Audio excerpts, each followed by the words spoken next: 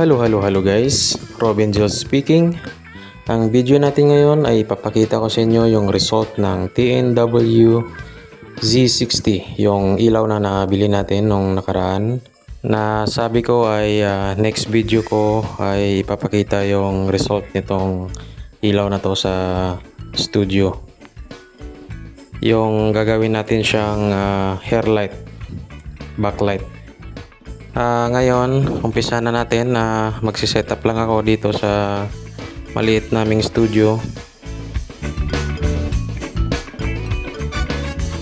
Ito yung sabi ko nung nakaraan na ang pag-setup dapat mataas to sa tao.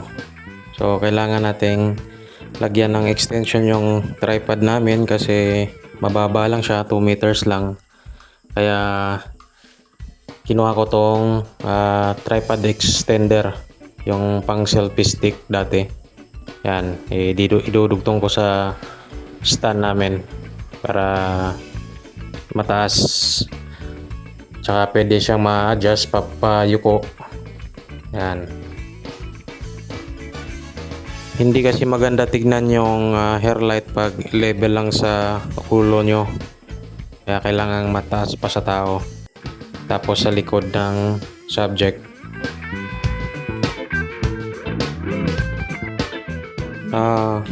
Ngayon magsisetup lang tayo ng camera. Gagamit ako ng tripod.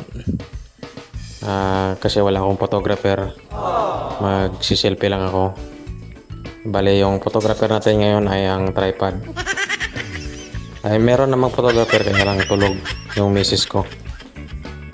Papatulog ng bata, kaya ako na lang mag-picture sa sarili ko.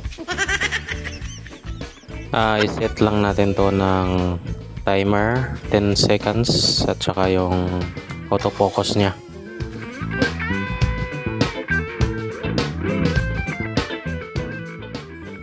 Sarahan lang natin tong pinto kasi masyadong maliwanag para yung mga ilaw sa loob yan lang yung magpo-focus sa subject.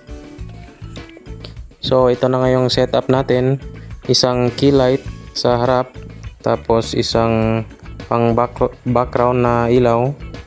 Yan, yuan man, sa Shopee lang din to, mumurahin lang. Yan, kulay blue, lagyan ng gel na kulay blue. Tapos ayan yung nabili natin nung nakaraan na TNW. Gagawin ko siyang pang hair light. Pwede na rin siya pang key light to kasi malakas naman yung ilaw. Hininaan ko lang to sa mga 50% or 60. Ngayon, check na natin yung result. Mag-selfie na tayo.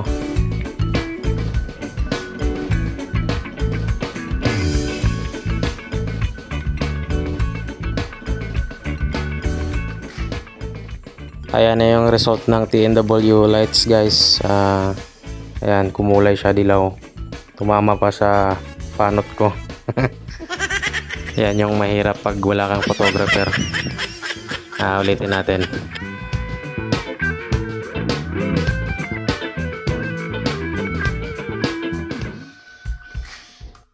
Ayan guys, okay na, hindi na tumama sa panot yung ilaw.